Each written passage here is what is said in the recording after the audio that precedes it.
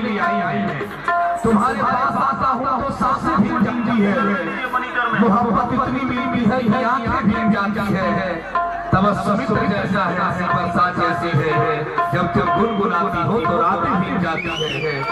तुम्हारे प्यार से दिल में उजाला होने लगता है, जब तुम बात करती हो तो बातें भीग जाती है। कभी भी बाल कभी मेरी डाल से लगती है, कभी भी बाल कभी मेरी डाल से लगती है। इसकी आंखें छिप जैसी है, लड़की भोपाल से लगती है। देखिए कमाल की गायिका, मैं बहुत बहुत शुभकामनाएं देता हूँ अपने भाई और तमाम लोगों। अभिषेक पांडे गोलू जी, आपका जन्मदिन है, आपको ढेर सारी शुभकामनाएं।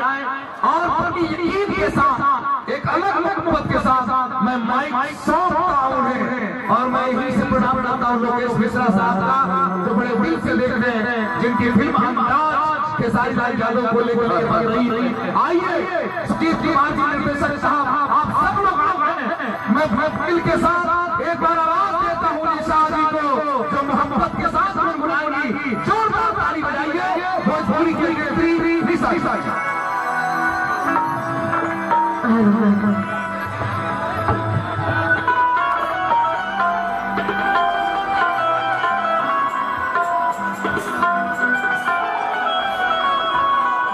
और आप लोग के बीच भोजपुरी सुपरस्टार सारी लाली यादव, एक जोरदार होनी चाहिए। और ये हमारे बाबा भी अभी आए हैं, अखिलेश बाबा हम लोग आए हैं।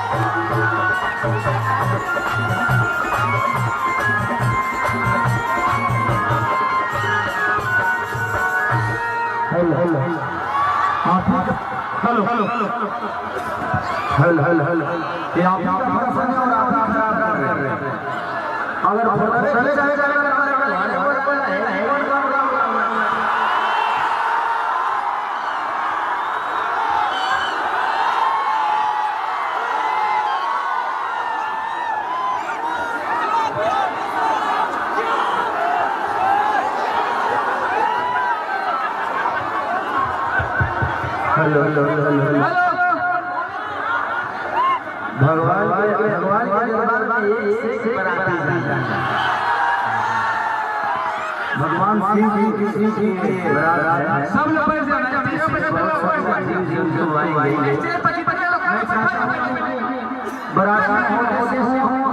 या फिल्म होते से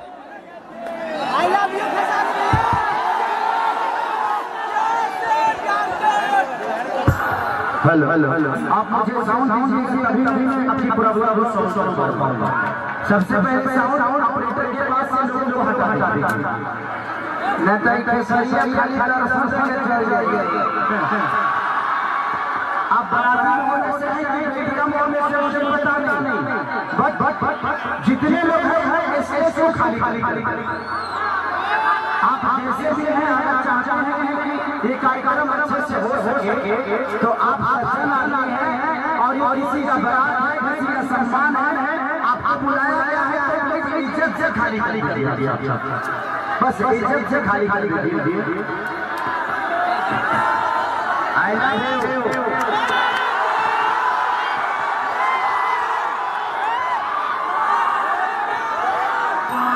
कि ये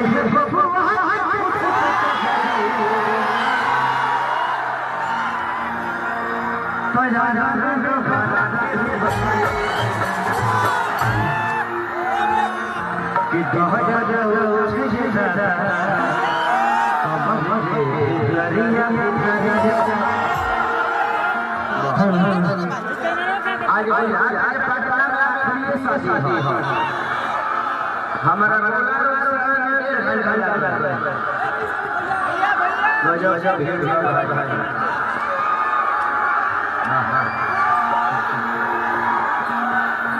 थैंक यू सो मच कि आप सभी सैलाब के साथ सरिया को अपना बेटा भाई सब मानते हैं।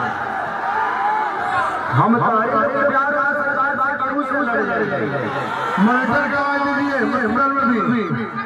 मेरी सबसे अगर कोई करता है सिर्फ आप सब करते हैं बार में मेरा सपोर्ट नहीं करता।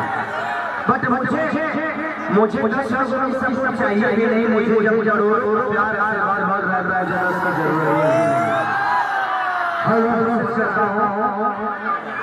और यहाँ के जो भी तरीका है मैं रिक्वेस्ट कर रहा हूँ कि साउंड ऑपरेटर के पास जो भी भीड़ है जो भी लोग हैं उनको समझा नहीं तो उनको प्रॉब्लम होगी गाना बजाने में। और मॉनिटर में थोड़ा सा आवाज दीजिए। एक बार क्या सरिया गाँव सुन कर ठीक हो जाए। मॉनिटर में